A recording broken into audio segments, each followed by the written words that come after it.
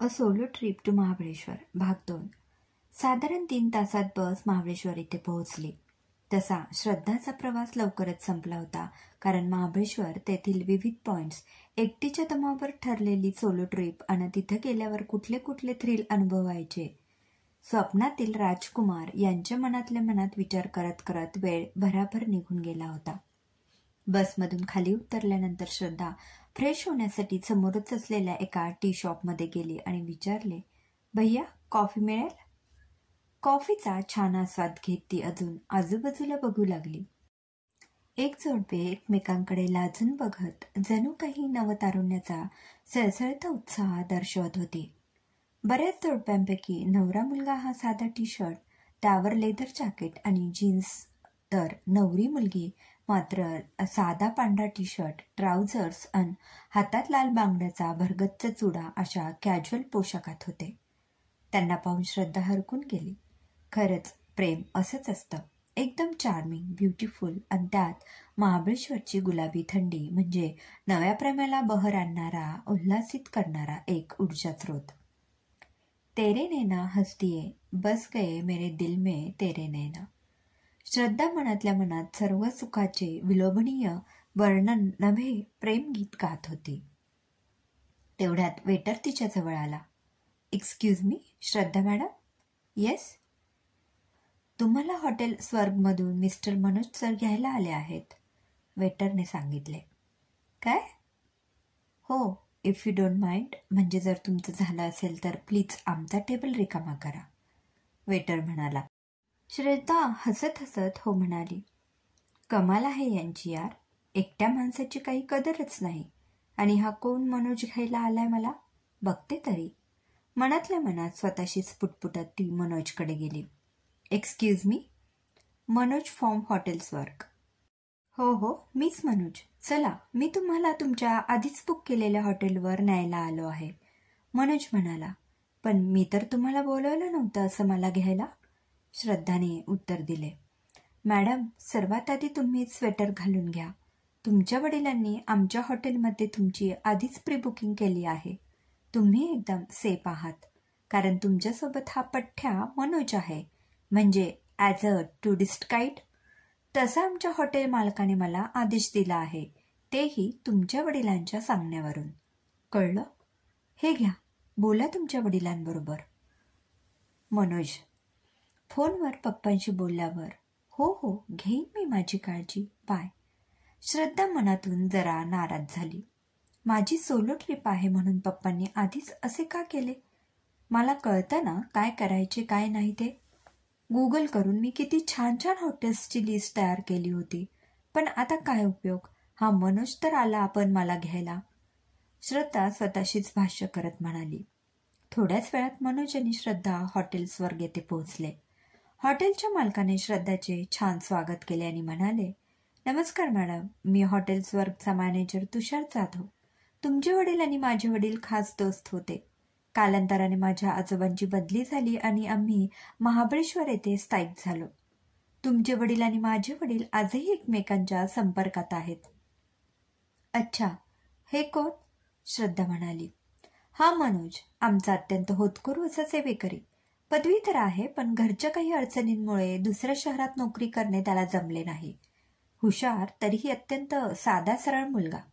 Madam, तुमच्या वडिलांनी आमच्या महाबळेश्वरमध्ये तुमची जबाबदारी माझ्यावर सोपवली आणि मी तुम्हाला काय हवं नको ते पाहण्याची जबाबदारी आता मनोजवर सोपवतो, मॅनेजरने श्रद्धाला सांगितले. बरं मनोज, मॅडमला त्यांची रूम दाखव, तसेच येथील सगळी माहिती दे. महाबळेश्वरमधील वेगवेगळे पॉइंट्स दाखव. त्यांना आपल्या शहराची छान सैर करून आण, म्हणजे त्यांना इथे पुन्हा पुन्हा यावेसे वाटेल. आता वडिलांनी सगळी सोय केलेली असल्याने श्रद्धा थोडीशी नाराज होती, कारण तिला या सर्व फॉर्मॅलिटीज स्वतः करायच्या होत्या.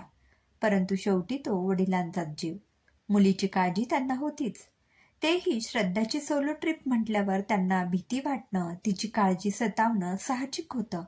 पण तिने जेव्हा महाबळेश्वरला जायचे आहे असे सांगितले तेव्हा त्यांचा जीव भांड्यात पडला, कारण तिथे आपल्या मुलीची सोय आपण इथे बसून करू शकतो असा त्यांना ठाम विश्वास होता.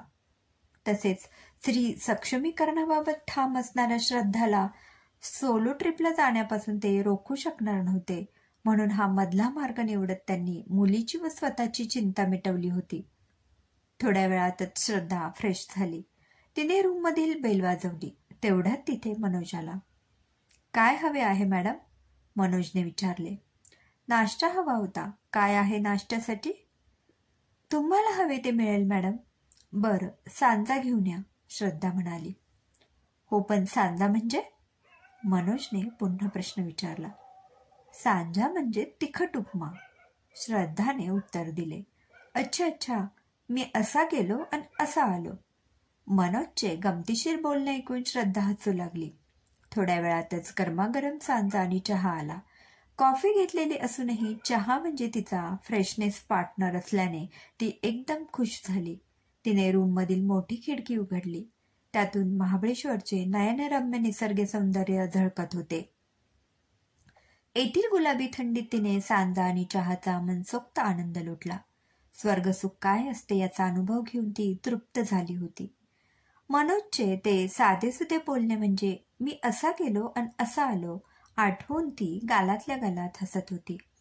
तिने आपली डायरी उघडली आणि त्यात लिहिले, प्रेम आणि समाधानाची तृष्णा मुसाफिराला, स्वर्गसुख आणि आनंद लाभते भाग्यार्थ्याला. नक्षीदार तरीही साधा सोबर पंजाबी ड्रेस, त्यावर साजेसे छान नाजूक स्वेटर, डोक्यात घालण्यासाठी म्हणून खास आणलेली टोपी श्रद्धाने परिधान केली. हलकेसे eyeliner, mascara, face moisturising cream, त्यावर रेशमी फुलाने पसरवलेली कॉम्पॅक्ट पावडर आणि मग फिकट शेडची लिपस्टिक लावून श्रद्धा अगदी दिमाखात तयार झाली. तिने रूममधील बेल वाजवली. तेवढ्यात मनोज तिथे आला. श्रद्धाला पाहताच तो क्षणभर थबकला. तिचे नितळ सौंदर्य पाहून तो चांगलाच क्लीन बोल्ड झाला. अरे वा, मी बेल वाजवली आणि तुम्ही लगेच हजर? फारच क्विक सर्व्हिस आहे तुमची. श्रद्धाचे रूप पाहून जरासा कावरा बावरा झालेला मनोज म्हणाला, मी ते का हो, काय झालं, असे का बोलताय अडखळत? श्रद्धाने विचारले. तुमच्या वडिलांचा फोन आला होता, त्यांना बोलायचे आहे तुमच्याशी, मनोज म्हणाला. बरं, किती बावळटे मी यार, आईला फोन करायचा विसरूनच गेले. बाबांशी मगाशी बोलले, पण आईला आता माझ्याशी बोलायची असणार. आधी फोन करते आणि आईशी बोलते. पण मॅडम, तुम्ही बेल का वाजवली? मनोजने विचारले. ऐका, मला सगळे पॉइंट्स बघायचे आहेत. कधी निघायचं मग आपण? म्हणजे तुम्ही गाईड कम केअरटेकर अशी ओळख मला आधीच करून दिलेली आहे म्हणून विचारले. हे पहा मॅडम, महाबळेश्वरमध्ये एकूण 20 पॉइंट्स आहेत. ते सगळे जवळजवळ आहेत. ते सारे एका दिवसात पूर्ण होतील. म्हणजे जर तुम्ही सकाळी लवकर उठून तयार झालात तर दुसऱ्या दिवशी आपण प्रतापगड किल्ला बघू. इथे येऊन प्रतापगड किल्ला बघितला नाही तर इथे येण्याचा काहीच फायदा होणार नाही. तिसऱ्या दिवशी आपण तपोला लेक आणि पाचगणीची सैर करूया. तिथे तुम्ही घोडेस्वारी आणि बोटिंग करू शकता किंवा यात आपण शफल देखील करू शकतो. म्हणजे आधी वेण्णा लेक, नंतर प्रतापगड असं. मनोज श्रद्धाला सारे काही समजून सांगत होता. आज श्रद्धा मनोजला प्रथमच इतक्या जवळून आणि एवढा वेळ पाहत होती. मनोजचे राजबिंडे रूप, पुरुषी पहाडी आवाज, स्लिम फिट बॉडी, गोरा रंग तिला आवडू लागला होता. मॅडम, मॅडम, मनोजने 2-3 वेळा श्रद्धाला हाक मारली. हा, काय? कुठे हरवला होता? महाबळेश्वरच्या हिवाळ्यातील गुलाबी थंडीत, प्रेमात, श्रद्धाने उत्तर दिले. हा, काही नाही. मी तुम्ही जे सांगत होता ते ऐकून सगळे पॉइंट्स इमॅजिन करत होते. अहो, कल्पनेच्या विश्वातून बाहेर या. हा मनोज तुम्हाला निसर्ग सौंदर्याने हिवाळ्यातील खरी थंडी आजमावण्यासाठी प्रत्यक्ष सफारीला नेणार आहे. तुमचे मदमस्त नयन नाही तृप्त झाले तर मला विचारा. मदमस्त नयन? माझ्याशी फ्लर्ट करण्याचा प्रयत्न अजिबात करायचा नाही, श्रद्धा म्हणाली. आणि तुम्ही मगाशी माझ्याकडे एकटक बघत होत्या त्याचे काय? ते नव्हते का फ्लर्ट? मनोजने एक तिरपा कटाक्ष श्रद्धाकडे टाकत विचारले. मी कधी बघत होते? श्रद्धाने प्रश्नार्थक त्याला विचारले. बरं, कोणीही काही करत नव्हतं बस. श्रद्धा बरीच लवकर कन्व्हिन्स झाली, कारण दोघांनाही माहीत झाले होते की त्यांनी खरंच काय केले आहे. बरं, आता साधारण 5 वाजलेत, काय करूया? श्रद्धाने पुन्हा त्याला विचारले. म्हणजे? माझा आजचा दिवस वाया जायला नको. मला मार्केट फिरायला घेऊन चला. बरं, ठीक आहे. मनोज आणि श्रद्धा मस्त मार्केट फिरले. श्रद्धाने थोडीफार शॉपिंग केली. जेवण न करता श्रद्धा आणि मनोजने चाटवर यथेच्छा ताव मारला. मग फिरत फिरत ते हॉटेलवर पोहोचले. वा, खरंच मज्जा आली आज चाट खायला, श्रद्धा म्हणाली. हो, या कडकडणाऱ्या थंडीत गरमागरम रगडा काय भारी लागत होता ना, मनोज म्हणाला. तसं तर मी पुण्याची असल्याने शहरातील चाट खूप वेळा खाल्ला आहे, पण इथले हे वातावरण खरंच सगळेच भारी करून टाकते. I love you Mahabaleshwar. श्रद्धेचा निरागसपणा आणि खरेपणा मनोजला खूप आवडला. त्यामुळे त्याच्या मनात तिच्याबद्दल एक सॉफ्ट कॉर्नर तयार झाला होता. हो, खरंच मजा आली आज चाट तुमच्यासोबत खायला. श्रद्धा देखील मनोजचे शब्द ऐकून लाजरीपुजरी झाली आणि हलकीशी हसली. तिचे हास्य मनोजला खूप भावले होते. तिचे सौंदर्य गालावरील खळीने अजून खुलून दिसायचे. मग उद्या जाऊया, मनोजने श्रद्धाला विचारले. मनोजच्या लढीवाळ प्रेमळ बोलण्याचा विचार करण्यात हरकून गेलेल्या श्रद्धाने मनोजला विचारले. कुठे? पॉइंट्स बघायला? अरे हो, जाऊया नक्की, पण किती वाजता? सकाळी साधारण 8 वाजता तुम्ही रेडी राहा, मग आपण जाऊ. बरं. तुमची रूम? अय्या हो, किती लवकर आलो ना आपण. हो, चला मग भेटूया उद्या. हो. श्रद्धाला तिच्या रूमजवळ सोडून मनोज निघून गेला.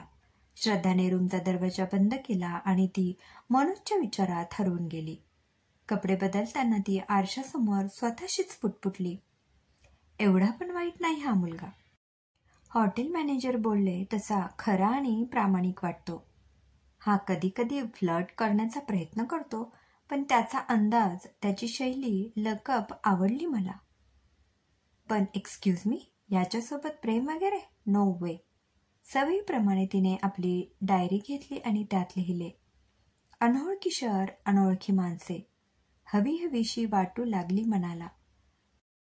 प्रेम की फक्त भास आहे हा, सांगू शकेन कोणी या बेडीला. क्रमशः लेखिका सौ प्रियंका शिंदे बोरुडे.